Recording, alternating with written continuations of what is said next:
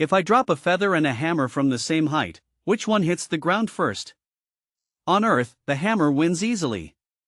But in space, where there's no air, something amazing happens. They hit the ground at exactly the same time. Here's why they're different on Earth. A feather is very light and has a huge surface area. The air particles bump into it constantly, slowing it way down. A hammer is heavy and compact, so it pushes through the air easily and falls fast. The air acts like an invisible parachute around the feather, while the hammer barely notices it. So they fall at completely different speeds. But here's the key: what if we remove all the air?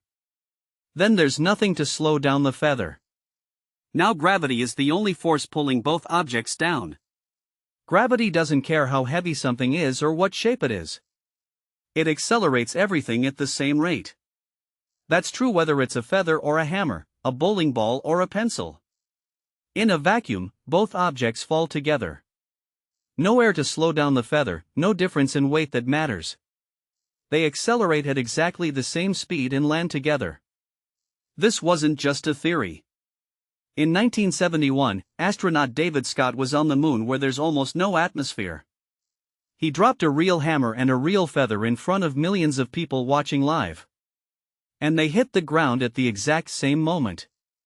Gravity wins. So the next time someone says heavier things fall faster, tell them, not in a vacuum. Air resistance is the real reason the hammer beats the feather.